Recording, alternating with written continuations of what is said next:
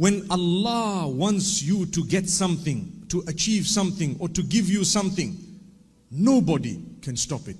Even if the whole world is trying to block you from achieving something, they won't be able to do it. وَاعْلَمْ أَنَّ الْأُمَّةَ لَوْ اجْتَمَعَتْ عَلَىٰ أَنْ يَنْفَعُوكَ بِشَيْءٍ لم ينفعوك إلا بما قد كتبه الله لك. أو لن ينفعوك إلا بما قد كتبه الله لك. If the whole nation gets together to benefit you, they won't be able to benefit you except with that which Allah has written for you. And the opposite also is in the same hadith. The Prophet Muhammad sallallahu alaihi wasallam is telling us that if the entire ummah, the whole nation, gets together to harm you, they will never be able to inflict any harm upon you unless Allah has written it against you. If Allah has written it against you, you need to know nothing is going to stop it. May Allah protect us all. Look at this man, young baby, born, Fir'aun, looking, searching. His men were everywhere. They were spies all over. They didn't hear, they didn't witness, they didn't see. And Allah subhanahu wa ta'ala inspired his mother to do something unique, to put him into a little casket or a basket, and to put him, or literally to cast him into the Nile, into the river. Cast him into the river. How can I do that? Don't worry. The one who made him will look after him. Subhanallah. The one who made him will look after him. Allah says, ألقيه في اليم ولا تخافي ولا تحزني إنا رادوه إليك وجاعلوه من المرسلين. Instruction from Allah subhanahu wa ta'ala. Inspiration from Allah subhanahu wa ta'ala. Take him and place him in the water, in the river. Allah will return him to you. Allah says, we will return him to you. Subhanallah. And we will make him from amongst those who is sent. We will make him a messenger. He's going to have something big. Subhanallah. And what happened? Allah did not bless the Pharaoh with children. They were looking for this male child. And the wife, as she was walking, she notices this little casket and she picks up this baby. And the baby was absolutely gorgeous, absolutely innocent, totally. And cut a long story short, they looked after Musa alayhi salatu wassalam until he grew quite old. He was not suckling from anyone because that was the plan of Allah. And they were desperate to get him to suckle because he needed to survive until, subhanallah, subhanallah, amazingly, Allah returned the baby, as an infant, to the mother. He would be brought in the highest form of luxury. He would be brought to the mother. The mother would suckle, spend some time, etc., etc., look after him, breastfeed him, whatever else, and send him back. And he suckled from no one else. This is the power of Allah. Never underestimate the power of Allah subhanahu wa ta'ala. When He wants to give you, He will give you. Pray to Him. Pray hard. Pray with conviction. When the time is right, what you want will come to you. Remember that. If it is good for you, and if it is meant for you, it's coming in your direction. If it is not, no matter what, it won't. So Allah subhanahu wa ta'ala says, فَرَدَدْنَاهُ إِلَىٰ أُمِّهِ كَيْ تَقَرَّ عَيْنُهَا وَلَا تَحْزَنْ. We returned him to his mother in order for her eyes to be cooled and for her not to be saddened. She was a good woman. She was close to Allah subhanahu wa ta'ala. She was chosen to be the mother of a messenger of Allah subhanahu wa ta'ala. Imagine what qualities she had. I always tell the sisters and even the brothers that if you want a child who's going to be someone serving the deen, ask yourself, who am I to start with? Who am I to start with? If I'm a person who wants to follow the trends of today and I have my little heels and my makeup and my miniskirt and I'm walking around with a little handbag, throwing things behind my back like this, do you want a child who's going to really be some form of, service to the deen? The same applies to the brothers. Every night you're in the club, jumping and dancing and drinking and everything else and womanizing and all of those nature of things, that type of thing. And then you say, oh Allah, make my child a big, sheikh who's going to be spreading the deen. Subhanallah, subhanallah. Your sheikh is in the nightclub, that's what it is. And you want your child to be the sheikh spreading the deen. Allah can do it, but You need to repent. You need to turn back. It's never too late. My brothers and sisters, we turn to Allah. We turn to Allah subhanahu wa ta'ala. It's not too late. We're breathing. Take a look at the world. Learn by looking at the globe. Watch the people. See, the most content people are not those who run behind materialistic items.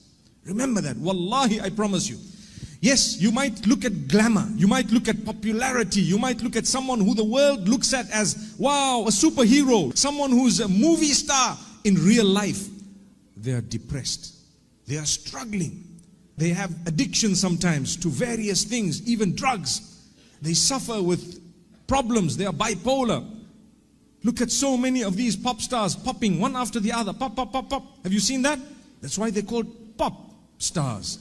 May Allah subhanahu wa ta'ala help us. My brothers and sisters, we need to serve the ummah. We need to have a concern for the next generations. We need to serve Allah so that at least in our progeny, when they watch us, do you know the most powerful way of relaying the message is for them to follow by example. When you are fulfilling salah, when you dress in a specific way, your child who cannot yet speak in your language, who cannot yet communicate properly in your own system, will fight to dress the way you dress, just because that is the plan of Allah subhanahu wa ta'ala. If you fulfill your salah constantly, your child will be found in sujood before they can even walk. Do you know that? Why? Did you talk to them? No, it was Allah's way of telling you, look, if you are good, Insha'Allah, by the will of Allah, they will have a good upbringing. What they do beyond a certain age becomes between them and Allah. Once you arrive at a certain point, it's now your life.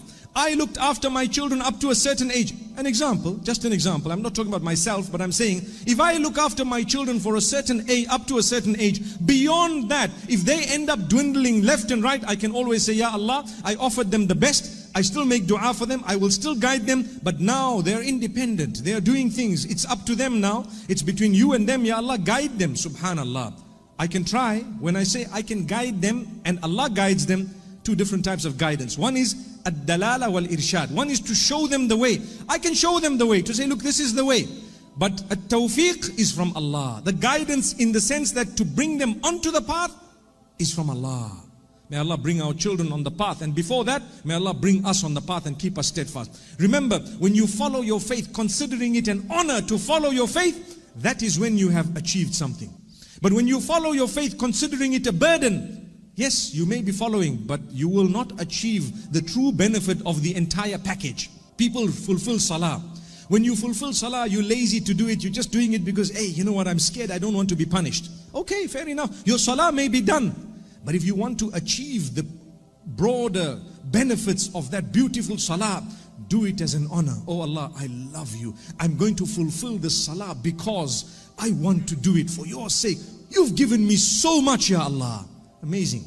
My brothers and sisters, getting back to the Pharaoh, Musa alayhi salatu wasalam brought up in this home, going back to his mother. I want to draw another lesson for us all. Sometimes we are separated from our loved ones. Agree? Whether it's your child after a divorce, whether it is someone prior to divorce, maybe your husband had to go and work somewhere, maybe you had to go somewhere, maybe something happened, you were separated for some reason. Sometimes the separation is caused by a third party, intentionally. This story of Musa alayhi salatu wasalam, the lessons, the ayat, the lessons we learn, it consoles those who are separated from their loved ones, saying, Inna raddu ilayk, we will definitely return him to you. If Musa alayhi salam's mother was told that by Allah, I'm sure Allah can return to us our loved ones. May Allah subhanahu wa ta'ala unite us with our loved ones. Sometimes we are separated through death. Do you know that? Death has separated me from my loved one, for example. Or a child, or a parent, or a brother, a sibling, someone you really care for, you really love. Don't worry. وَالَّذِينَ آمَنُوا وَاتَّبَعَتْهُمْ ذُرِّيَّتُهُم بِإِيمَانٍ أَلْحَقْنَا بِهِمْ ذُرِّيَّتَهُمْ. Allah speaks about how He will allow your family members to join you in the hereafter, on condition that you all believed.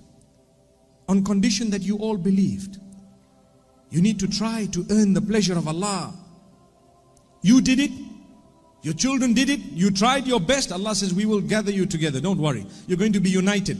When you lose a loved one through death, it's not the end of the path. By the will of Allah, you will meet them again very soon, a matter of time. May Allah subhanahu wa ta'ala grant that to us, and may we meet them in a better place, not in a worse place. May Allah subhanahu wa ta'ala forgive us.